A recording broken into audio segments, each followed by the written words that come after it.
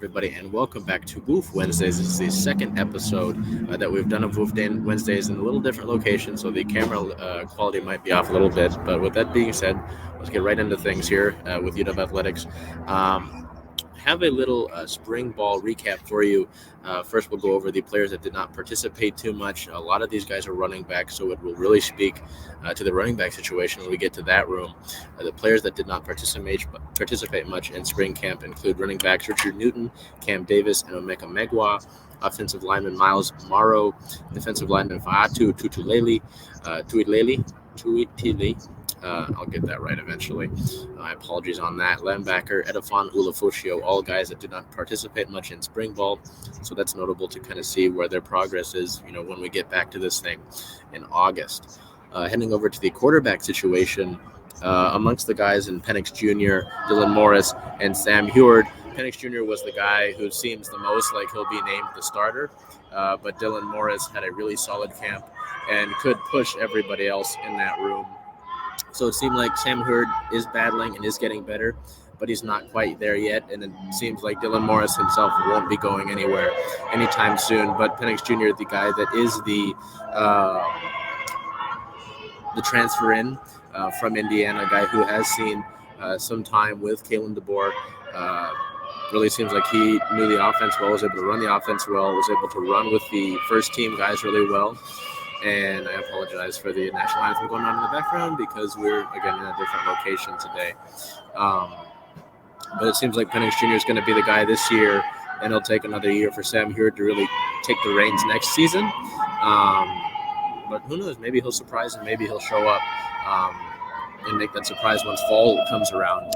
The running back situation, as I said, it's bad. There were not enough backs available really for spring. It was mostly Aaron Dumas and JV on Sunday. Sunday's improved, but the guy who seemed like the clear starter, Dumas, was the guy essentially by default because of all those injuries to a Richard Newton, to an Omeka Megwa, to a Cam Davis. It was basically Dumas and Sunday and a sermon from the quarterback room had to come in and play running back because of that, how few bodies there were, and he got injured doing so. So that, it's a really difficult situation at the running back, at least for spring ball. Sunday has improved, as I mentioned, but he needs to really continue to develop his out of the backfield ability as a receiver, as a patch catcher. And that, could really help this offense going forward. But again, we'll have to see that when it comes back in August. In the wide receiver room, it seemed like Roma Dunze and Jalen McMillan continued to impress, and it looks like UW will really have some solid depth in that wide receiver room. Junior Alexander, Wanyata Alexander Jr., whatever is best, as well as Giles Jackson, both made their presence felt. I know that Giles Jackson seemed like a guy who was strictly going to be a returner, but really was able to make an impact and make some nice plays, and really seemed like he worked on a lot as a actual wide receiver. In the tight end room, Devin Culp seemed to impress, and it seemed like he's primed to make up for the loss of now Tampa Bay Buccaneers tight end Cade Otton, which is obviously those are big holes, big shoes to fill, but Culp has made a lot of strides as a receiver and could really help add another element to this offense. Jake Westover joins the tight end room after previously being listed as a fullback last year, so gives Culp and Westover seems like the 1-2 guys there for UW. At the O-line situation, Nate Kalepo earns a left guard spot. Garen Hatchett and Troy Fa'atuanu will surely get some starting reps at potentially several spots on the line. Both of those guys were raved in terms of their sort of versatility all around the line. And there's a certain guy at offensive tackle who has a spot. We'll get to that as we continue with the team-related news. But continuing with the spring cap, we head over to the defensive side of the ball with the D-line. The D-line situation, Tuli Letulegan Sanoa seems to be the leader on this line and potentially most valuable to the success of UW on defensive line. Kuau Pihopa seems to be Tuli's running mate, sticking by him in most of the first-team reps and really being a guy that was able to get Tuli some open lanes to get in there and help clog running lanes. Those two were really kind of side by side all camp. Ulumu Ali, a former offensive lineman, made some noise in a new spot on the defensive line. Still not quite there in terms of, being a reliable guy that they're going to fit into the rotation, but certainly made an impact on the coaches and impressed some people as well. On the edge, Zion Tupuola-Fetui continues to be the most important piece in this room. His return to form could really be huge for the Huskies. I know in the beginning of the camp was kind of taking some backup snaps, but through camp as it progressed, was really able to get back to sort of a starter role. Braylon Trice may be a sort of sleeper on the edge position, getting lots of positive talk. I know that his potential has been talked up as being the next Joe Tryon, and that sort of potential was tapped into and seen in spring ball. Jeremiah Martin, I know his career in college has not quite lived up to what some people might have thought it would have been, but he got a lot of reps on the first team, and there have been some positive talk about him. I know I keep saying positive talk, and the coaches can continue to type up these guys, but it seems like there's some good movement here coming out of camp for UW. At the linebacker position, Cam Bright showed out as the leader of the group, even if he is a new addition from Pitt via transfer. Really a guy that has taken the leadership reins and I think will make a lot of noise on this defense. Carson Bruner continues to impress following his year last year, and Alfonso Tupuola has also impressed, earning some solid starting time. So it really seems like the linebacker room could be one of the deepest on the roster for the Huskies. At cornerback, O'Day alum and a friend of mine, Mish Powell, continues to impress, getting good reviews from the cornerback room and the wide receiver room. So it seems like, with Trent McDuffie gone, with Kyler Gordon out of that room, Mish Powell is the next guy in line at the cornerback position for the Washington Huskies. Devon Banks nabbed the most interceptions of camp, and transfer Jordan Perriman continues to impress as well. It seems like Perriman and Powell will be the guys on the 1 and 2 spots at the cornerback position.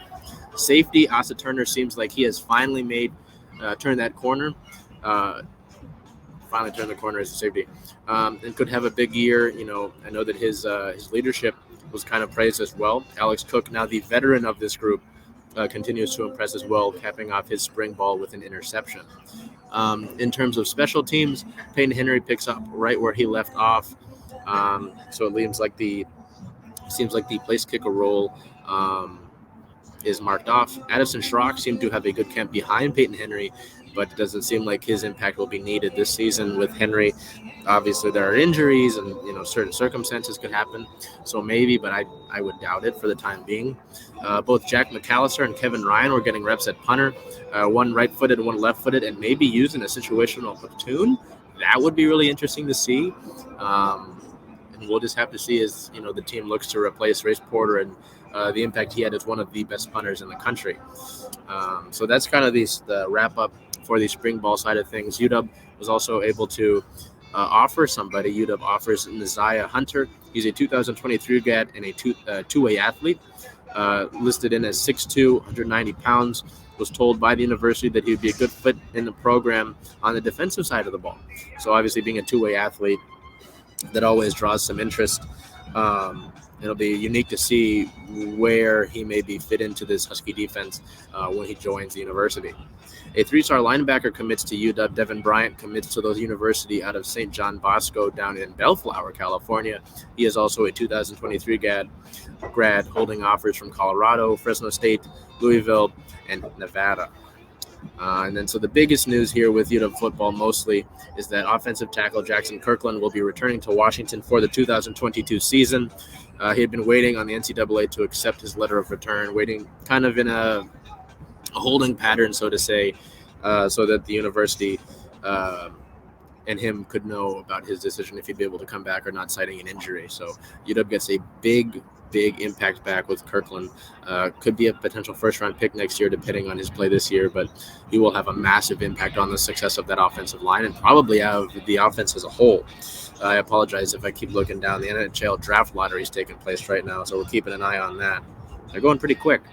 In terms of pro dogs, the Falcons will decline right tackle Caleb McGarry's fifth-year option, so not the best news when it comes to pro dogs there. In terms of college football news, an ASU player was charged with a DUI. Police charged Sun Devils football player Stanley Lambert with a DUI after a pedestrian was struck by a car and later died from her injuries. So obviously very unfortunate there. Prayers, thoughts, hopefully some sort of resolution come to the loss of that family who lost that woman there. Tough to continue that up. after tragedy. With that being said, I got to get out of here. But I hope you've enjoyed another episode of WOOF Wednesdays. If there's anything I missed, please feel free to fill us in the comments. Otherwise, we'll see you next week. And go Dogs.